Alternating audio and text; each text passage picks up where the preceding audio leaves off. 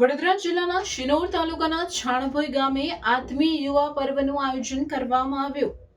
પ્રેમ સ્વરૂપ સ્વામીજી મહારાજના 81મા પ્રાગટ્ય પર્વની ઉજવણી કરવામાં આવી.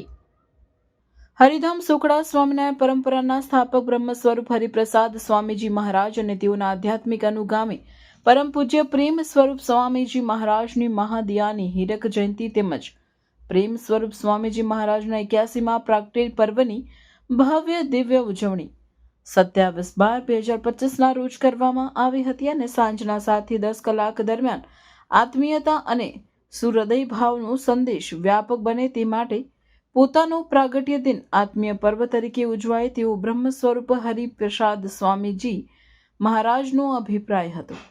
આત્મીય યુવા મહોત્સવમાં સ્વામિનારાયણ સંપ્રદાયના સંતો મહંતો મોટી સંખ્યામાં હાજરી આપી હતી. જુદા જુદા રાજ્યોના ધારાસભ્ય, ચૂંટાયેલા પ્રતિનિધિઓ, આજુબાજુના મહેમાનો ઉપસ્થિત રહ્યા હતા અને આજુબાજુ ગામના હરિભક્તોએ અંદાજે 75,000 હરિભક્તો ઉત્સવમાં ભાગ લીધો હતો. સાંજે 5 થી 7 કલાક દરમિયાન મહાપ્રસાદીનો હરિભક્તોએ લાભ લીધો હતો.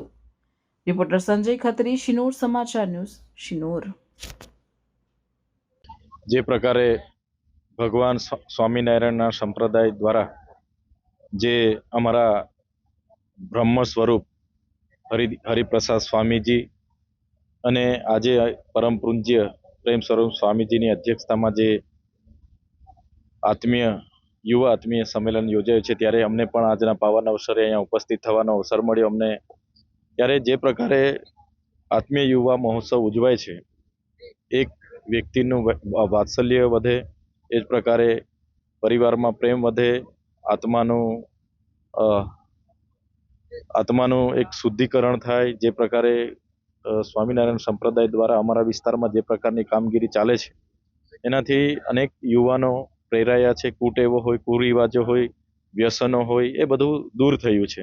સાથે સાથે પરિવારમાં પ્રેમ, સમાજમાં સ્નેહ અને બધી જ પ્રકારની પ્રવૃત્તિઓ અમારા વિસ્તારમાં થઈ છે. ત્યારે અમે ત્યાંના પ્રતિનિધિ છે, અમારી પણ ફરજ બને કે આ કાર્યક્રમમાં ઉપસ્થિત રહીને એમાં જે પણ અમારા થકી થતા પ્રયાસો બધા સાથે મળીને આ મહાયજ્ઞમાં સહભાગી બની અને કરીએ એ ઉદ્દેશ સાથે અમે બધા અહીંયા ઉપસ્થિત થયા છીએ. આજે આત્મીય યુવા મહોત્સવની અંદર પ્રગટ ગુરુહરિ પ્રેમ સ્વરૂપ સ્વામીજી મહારાજના દર્શન કર્યા. સાથે જસભાઈ સાહેબ અને ટિંકરભાઈ સાહેબના એમના પણ દર્શન કરવાનો લાભ મળ્યો. પૂજ્ય હરિપ્રસાદ સ્વામીજીએ શરૂઆત કરી ત્યારે સૌને આત્મી બનવાનો સંદેશ આપ્યો અને ખાસ કરીને યુવાનોને ધર્મ સાથે જોડવાનું કામ કર્યું. એ જ કામને આજે પૂજ્ય પ્રગટ ગુરુહરિ પ્રેમ સ્વરૂપ સ્વામી મહારાજ કરી રહ્યા છે અને આજે હજારોની સંખ્યામાં યુવાનો નિર્વ્યસની બનીને આત્મી બની રહ્યા છે. આ કળિયુગનો મોટો ચમત્કાર છે. આટલા બધા યુવાનો એક સાથે વળીને અહીંયા મનને મંદિર બનાવીને અને તનને મંદિર બનાવીને પોતે તન મનથી પવિત્ર થઈને આ પવિત્રતાનો સંદેશો છે એ આગળ વધારીને સ્વામિનારાયણ ભગવાનનો જે સંદેશ છે એ આપવાનું કામ કરી રહ્યા છે.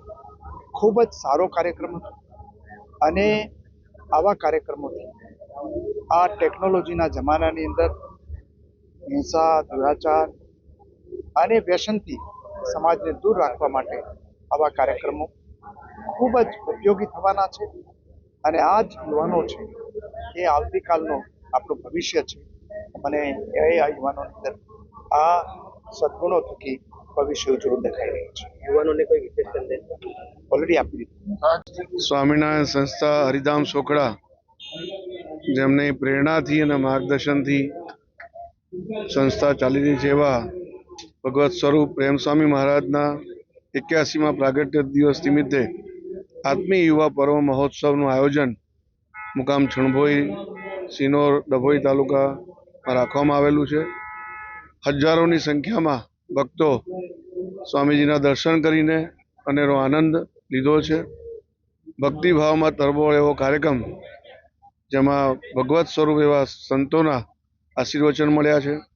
આજે આ કાર્યક્રમમાં ઉપસ્થિત રહેવાનું થયું અને મારે પણ પ્રેમ સ્વામી મહારાજને ચરણોમાં વંદન કરીને આશીર્વાદ લીધા છે. એમનો સાથે સાથે 60મો દીક્ષાનો મહોત્સવ પણ છે.